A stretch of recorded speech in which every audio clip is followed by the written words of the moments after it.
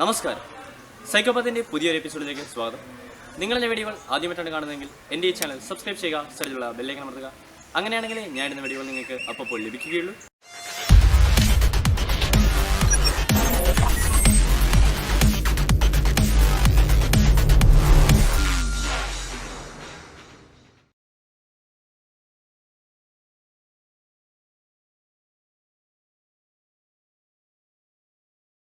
ഇന്നത്തെ നമ്മുടെ വീഡിയോ എന്താണെന്ന് പറഞ്ഞാൽ ജിനി സി കമ്പൈലർ എങ്ങനെ ഉപയോഗിക്കാം നമ്മളുടെ വിൻഡോസിൽ എന്നുള്ളതാണ്.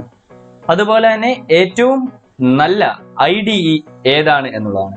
നമ്മൾ ഇതിനു മുമ്പ് ടെർബോസി IDE ആയിരുന്നു ഉപയോഗിച്ചുകൊണ്ടിരുന്നത്. അപ്പൊ ടെർബോസി IDEയിൽ ചെറിയ ചെറിയ പ്രശ്നങ്ങളുണ്ട്. ഒന്നാമത്തെ കാര്യം, അത് ഔട്ട്ഡേറ്റഡ് ആണ്. രണ്ടാമത്, സിയിലെ ചില കാര്യങ്ങളൊന്നും നമ്മളുടെ ജിനി സി കമ്പൈലറിൽ വർക്കാകുകയില്ല. പിന്നെ GetCH ക്ലിയർ സ്ക്രീൻ പോലുള്ള ഫംഗ്ഷനുകൾ നമ്മൾ ഉപയോഗിക്കേണ്ടി വരും. അപ്പൊ നമ്മൾ ടെർബോയിൽ ഒരു വലിയ പ്രോഗ്രാം എഴുതിയിട്ട് നമ്മൾ അത് വീണ്ടും ഭാവിയിലേക്ക് എന്തെങ്കിലും ഒരു പ്രോജക്റ്റ് വലിയൊരു സോഫ്റ്റ്വെയറിനൊക്കെ ആയിട്ട് ഉപയോഗിക്കുകയാണെന്നുണ്ടെങ്കിൽ നമുക്ക് ചെറിയ ചെറിയ ഫംഗ്ഷനുകളിൽ മാറ്റം വരുത്തേണ്ടി വരും. അപ്പം നമ്മൾ അത് കാരണം കൂടുതലായിട്ടും വിഷ്വൽ സ്റ്റുഡിയോ കോഡ്, അതാണ് എനിക്ക് ഏറ്റവും ഇഷ്ടപ്പെട്ട ഒരു IDE എന്നുള്ളത്. വളരെ യൂസർ ഫ്രണ്ട്ലി ആണ്. അതുപോലെ പല പ്രോഗ്രാമിംഗ് ലാംഗ്വേജും സിയും C++ മാത്രമല്ല മറ്റു പല പ്രോഗ്രാമിംഗ് ലാംഗ്വേജുകളും നമുക്ക് അതിൽ തന്നെ ചെയ്യുവാൻ സാധിക്കുന്നതാണ്. അതുപോലെ നമുക്ക് ഡാർക്ക് മോഡ് അതുപോലുള്ള ഓപ്ഷൻസുകളുണ്ട്. കണ്ണിന് വളരെ കംഫർട്ടബിൾ ആണ്. അപ്പം അതുമാത്രമല്ല ഓപ്പൺ സോഴ്സ് ആണ്, അതാണ് ഏറ്റവും പ്രധാനപ്പെട്ട കാര്യം. അപ്പം നമ്മൾ വിഷ്വൽ സ്റ്റുഡിയോ കോഡിൽ നമ്മൾ GCC കമ്പൈലർ ഉപയോഗിച്ച് എങ്ങനെ ചെയ്യാമെന്നുള്ളതാണ്. അപ്പൊ അറയുടെ ചില പ്രോഗ്രാം ഒന്നും ഈ ടെർബോയിൽ വർക്ക് ചെയ്യുന്നില്ല ഞാൻ ചെയ്ത് നോക്കിയിട്ട്. അതുകൊണ്ടും കൂടിയാണ് ഞാൻ ജസ്റ്റ് ഇങ്ങനൊരു വീഡിയോ എന്ന് വെച്ചാൽ നമ്മൾ വിഷ്വൽ സ്റ്റുഡിയോ കോഡിൽ ആക്കാം എന്ന് വിചാരിച്ചത്. അപ്പം ഇത് കഴിഞ്ഞുള്ള കുറച്ച് മുൻപോട്ടുള്ള വീഡിയോകളൊക്കെ ടെർബോയിലാണ്. നിങ്ങൾ ഒന്നും കാര്യമാക്കണ്ട, നിങ്ങൾ വിഷ്വൽ സ്റ്റുഡിയോ കോഡ് ഡൗൺലോഡ് ചെയ്തിട്ട് അതിൽ ചെയ്താൽ മതി, ഈ പറയുന്ന പോലെ ഈ വീഡിയോ കണ്ടതിന് ശേഷം. അപ്പം അതിൽ നമ്മൾ അഡീഷണൽ ആയിട്ട് ഞാൻ ജസ്റ്റ് ചേഞ്ച് കാണിച്ചു തരാം, എന്തൊക്കെ മാറ്റം വരുത്തണം രണ്ട് പ്രോഗ്രാമിൽ. അപ്പം നമുക്ക് ആദ്യം വിഷ്വൽ സ്റ്റുഡിയോ കോഡ് ഡൗൺലോഡ് ചെയ്യണം എങ്ങനെയാണ് നോക്കാം. അപ്പോൾ വിഷ്വൽ സ്റ്റുഡിയോ കോഡ് ഡൗൺലോഡ് ചെയ്യുന്നത് ജസ്റ്റ് ഗൂഗിൾ എടുക്കുക, നമ്മൾ വിഷ്വൽ സ്റ്റുഡിയോ കോഡ് സെർച്ച് ചെയ്യുക. ഇത് ഒരു ഓപ്പൺ സോഴ്സ് ആണ്, വിൻഡോസിൻ്റെ ആണ്. അപ്പം നമുക്ക് മൈക്രോസോഫ്റ്റിൻ്റെ ആണ്. അപ്പോൾ നമുക്ക് വിഷ്വൽ സ്റ്റുഡിയോ കോഡ് കിട്ടും. നമ്മൾ ജസ്റ്റ് ആ ലിങ്ക് ക്ലിക്ക് ചെയ്യുക. അപ്പോൾ ഇതാണ് വിഷ്വൽ സ്റ്റുഡിയോ കോഡിൻ്റെ വെബ്സൈറ്റ് തുറക്കുമ്പോൾ നമുക്ക് കിട്ടുന്നത്. അപ്പോൾ നമുക്ക് ഡൗൺലോഡ് ചെയ്യണമെന്നുണ്ടെങ്കിൽ നമ്മൾ ജസ്റ്റ് ഇവിടെ കാണുന്ന ഈ ഡൗൺലോഡ് ക്ലിക്ക് ചെയ്യുക. അപ്പോൾ ഡൗൺലോഡ് ക്ലിക്ക് ചെയ്ത് കഴിയാൻ നേരത്ത് നമുക്ക് പുതിയൊരു മെനു വരും. അവിടെ നമ്മുടെ ഓപ്പറേറ്റിംഗ് സിസ്റ്റം ഏതാണെന്ന് അവർ ചോദിക്കും. അപ്പോൾ വിൻഡോസിൻ്റെ വേരിയൻ്റ് ഉണ്ട്, ലിനക്സിൻ്റെ ഉണ്ട്, മാക്കിൻ്റെ ഉണ്ട്. നമ്മൾ വിൻഡോസ് ആണ് ഉപയോഗിക്കുന്നത്. അപ്പോൾ വിൻഡോസിൻ്റെ ഏതാണോ വേണ്ടതെന്ന് വെച്ചാൽ ഞെക്കുക. ജസ്റ്റ് ഞെക്കിക്കഴിഞ്ഞാൽ ഇത് ഡൗൺലോഡ് ആകും. അപ്പോൾ നമുക്കൊരു സെറ്റപ്പ് കിട്ടും.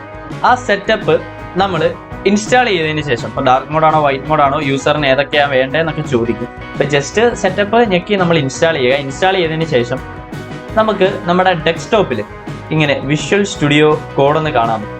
നമ്മൾ ജസ്റ്റ് ഇത് ഡബിൾ ക്ലിക്ക് ചെയ്യുക. അപ്പോൾ ഡബിൾ ക്ലിക്ക് ചെയ്ത് കഴിയാൻ നേരത്തെ നമുക്ക് കിട്ടുന്ന വിൻഡോ ഇങ്ങനെയാണ്. ഇതിൽ നമുക്ക് വ്യൂ ഉണ്ട്, അതുപോലെ ടെർമിനൽ ഉണ്ട്, റൺ ഓപ്ഷൻ ഉണ്ട്, അങ്ങനെ ഒരുപാട് ഓപ്ഷൻസ് ഉണ്ട്. ഫയൽ എഡിറ്റ്, അങ്ങനെ സാധാരണ ടെർമിനലല്ല സാധാരണ ഒരു IDEയിൽ കാണപ്പെടുന്ന എല്ലാ കാര്യങ്ങളും ഇതിലുണ്ട്. അപ്പോൾ നമ്മളുടെ IDE നമുക്ക് റെഡിയായി. ഇനി നമുക്ക് വേണ്ടത്, നമുക്കിത് കമ്പൈൽ ചെയ്യണം.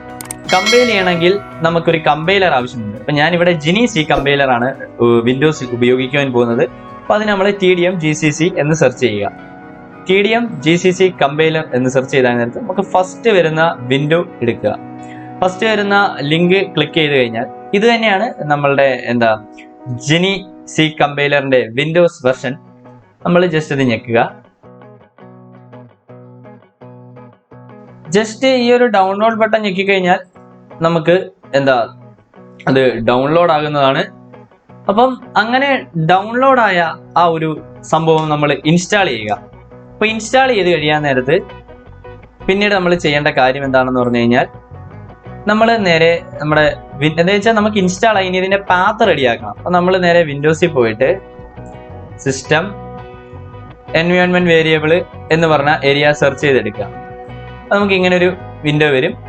അതിൽ എൻവയോൺമെന്റൽ വേരിയബിൾ എന്ന് പറഞ്ഞ ഒരു സെക്ഷൻ ഉണ്ട്. നമ്മൾ ജസ്റ്റ് അത് ഞെക്കുക. അപ്പോൾ എൻവയോൺമെന്റൽ വേരിയബിൾ എന്ന് പറയുന്ന സെക്ഷനിൽ നമുക്ക് ഇങ്ങനെ ആയിരിക്കും കിട്ടിയിരിക്കുക. അപ്പം ഇങ്ങനെ കിട്ടി. ഇതിൽ നമ്മൾ ഇനി ചെയ്യേണ്ട എന്താണെന്ന് പറഞ്ഞു കഴിഞ്ഞാൽ ജസ്റ്റ് ഒരു ന്യൂ കൊടുക്കുക. എന്നിട്ട് വേരിയബിൾ നെയിം GCC എന്ന് കൊടുക്കുക. അതിനുശേഷം നമ്മൾ നമ്മുടെ വിൻഡോസിൻ്റെ ഇതെടുക്കുക, നമ്മുടെ ലോക്കൽ ഡിസ്ക് C സെലക്ട് ചെയ്യുക. ലോക്കൽ ഡിസ്ക് Cയിൽ നോക്കിക്കഴിഞ്ഞാൽ TDM GCC എന്ന് പറഞ്ഞ ഒരു ഫോൾഡർ ഉണ്ടാവും, അതെടുക്കുക. അതിനുശേഷം അവിടെ ബിൻ എന്ന് പറഞ്ഞൊരു ഫോൾഡർ ഉണ്ടാവും, അതെടുക്കുക. ഇനി നമ്മുടെ ബിന്നിൻ്റെ പാത്ത് ഇങ്ങനെ നേരെ കോപ്പി ചെയ്യുക. എന്നിട്ട് അത് ഈ വേരിയബിൾ വാല്യൂവിൽ പേസ്റ്റ് ചെയ്യുക. നമ്മൾ ഓക്കെ അടിച്ച് കഴിയുമ്പോൾ ഇവിടെ കണ്ടോ GCC എന്ന് പറഞ്ഞ നമ്മുടെ TDM GCC 64 ബിറ്റ് ബിന്ന് എന്ന് പറഞ്ഞ സംഗതി വന്നിട്ടുണ്ട്. ഇത്രയും ചെയ്ത് കഴിഞ്ഞാൽ നമ്മുടെ കമ്പൈലറിൻ്റെ കാര്യം റെഡിയാകും. ഇതിന് ശേഷം നമ്മുടെ IDE എടുക്കുക. IDE എടുത്തതിന് ശേഷം ഇതിങ്ങനെ ഒരു ഒരു പാർട്ടുണ്ട്. അപ്പോൾ നമ്മൾ അത് ജസ്റ്റ് ക്ലിക്ക് ചെയ്യുക. അപ്പോൾ നമ്മുടെ സിസ്റ്റം നെറ്റ്വർക്കുമായിട്ട് കണക്റ്റഡ് ആണ്. അതുകൊണ്ട് നമ്മളിവിടെ C എന്ന് സെർച്ച് ചെയ്യുക. അപ്പോൾ C എന്ന് സെർച്ച് ചെയ്താൽ നേരത്തെ ഒരുപാട് എക്സ്റ്റൻഷൻസ് വരും. അപ്പോൾ ഇതിൽ ഞാനിവിടെ C or C++, നമുക്ക് Cയും C++ മാത്രം മതി. ഓക്കെ, അപ്പം നമുക്ക് ഇവിടെ ഒരുപാട് ഇത് വരും. അതിൽ ഞാൻ ഇൻസ്റ്റാൾ ചെയ്തിരിക്കുന്നത് എന്ന് പറഞ്ഞാൽ ഒന്നാമത്തെ മൈക്രോസോഫ്റ്റ് സിയുടെ ഈ ഒരു സംഗതിയാണ്. ഇത് നമ്മുടെ സിയുടെ കീവേഡ്സും കാര്യങ്ങളൊക്കെ നമുക്ക് കാണിച്ചു തരും. പിന്നെ C++ അഡ്വാൻസ് ഇതിൻ്റെ ഒരു ഇതാണ് ഞാൻ ഇൻസ്റ്റാൾ ചെയ്തിരിക്കുന്നത്. നമ്മൾ അതുപോലെ സിയിലും C++ൻ്റെയും ഇതൊക്കെ ജസ്റ്റ് ഒന്ന് ഇൻസ്റ്റാൾ ചെയ്ത് വിടുക.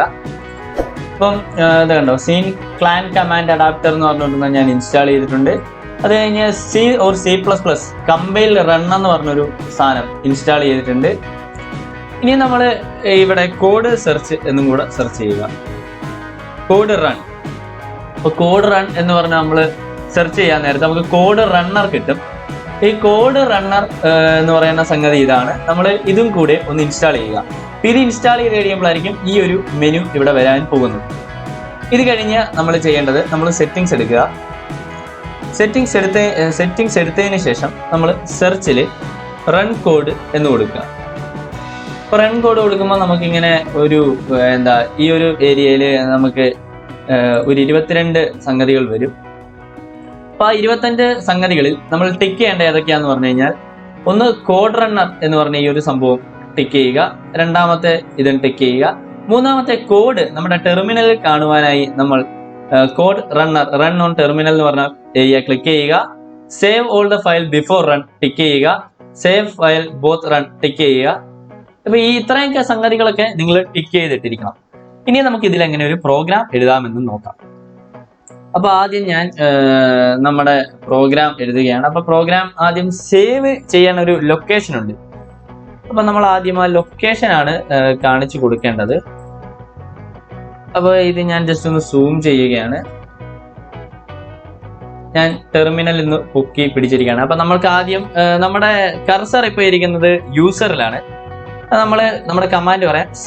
ഇപ്പം നമുക്കൊരു ഫോൾഡർ ഉണ്ടാക്കണമെന്നുണ്ടെങ്കിൽ നമ്മൾ mkdir എന്നാണ് കൊടുക്കേണ്ടത്. അപ്പോൾ mkdir sci എന്ന് കൊടുത്താൽ sci എന്ന് പറഞ്ഞൊരു ഫോൾഡർ ഉണ്ടാക്കി. അപ്പോൾ ഇത് ജസ്റ്റ് നിങ്ങളൊന്ന് ഓർത്ത് വെക്കേണ്ട കാര്യം മാത്രമേ ഉള്ളൂ, ഇത് നോക്കണ്ട. ജസ്റ്റ് നമ്മളൊരു ഫോൾഡർ ഉണ്ടാക്കാൻ എങ്ങനെയാണെന്നാണ് ഇപ്പോൾ പഠിച്ചത്. നമ്മൾ ആ ഫോൾഡറിൻ്റെ അകത്ത് കയറാൻ cd sci കൊടുക്കുക. അപ്പം ഇത് നമ്മൾ ഒരു തവണ ചെയ്യേണ്ട കാര്യമേ ഉള്ളൂ, അല്ലെങ്കിൽ നമ്മൾ ചെയ്ത് കുഴിഞ്ഞ കോഡ് ഇതിൻ്റെ അകത്ത് ഉണ്ടെങ്കിൽ അത് ആ ഒരു ലൊക്കേഷനിലായിരിക്കും. അപ്പം അങ്ങനെ നമ്മൾ CD കോഡ് കൊടുത്തപ്പോഴേക്ക് അവിടെ ആയി. ഇനി നമ്മൾ ചെയ്യേണ്ടത് എന്താണെന്ന് പറഞ്ഞു കഴിഞ്ഞാൽ, ഞാൻ ഉണ്ടാക്കാൻ പോകുന്ന ഫയല് jp.c എന്ന് പറഞ്ഞ ഫയലാണ്.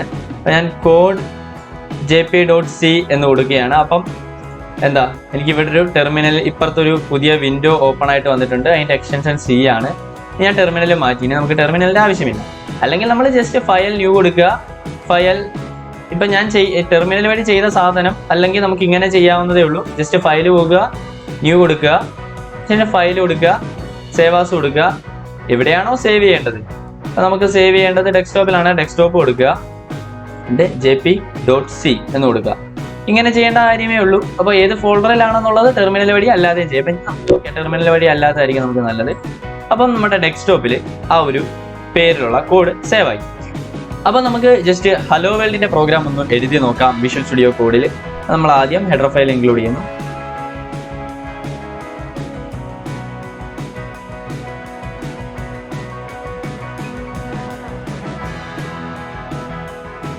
അപ്പോൾ #include stdio.h കൊടുക്കുന്നു. പിന്നെ നമ്മുടെ മെയിൻ ഫംഗ്ഷൻ ഇൻട്രൊഡ്യൂസ് ചെയ്യുന്നു.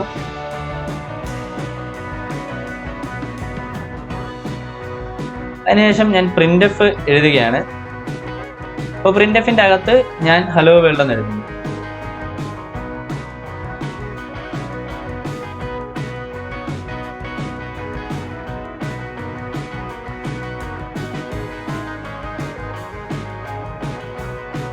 അപ്പോൾ ഹലോ വേൾഡ് എന്നൊരു മെസ്സേജ് ഞാൻ കൊടുക്കുന്നു.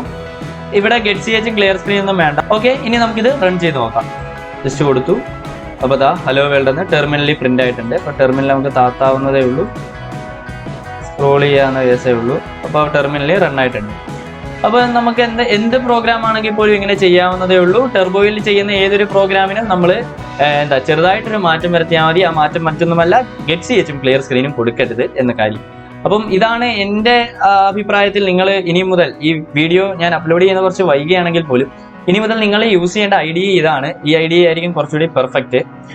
അപ്പം നിങ്ങൾക്ക് എൻ്റെ ഈ വീഡിയോ ഉപകാരപ്രദമായി തോന്നിയെങ്കിൽ എൻ്റെ വീഡിയോ ലൈക്ക് ചെയ്യുക. നിങ്ങളുടെ ആശയങ്ങളും അഭിപ്രായങ്ങളും കമന്റ് ബോക്സിൽ രേഖപ്പെടുത്തുക.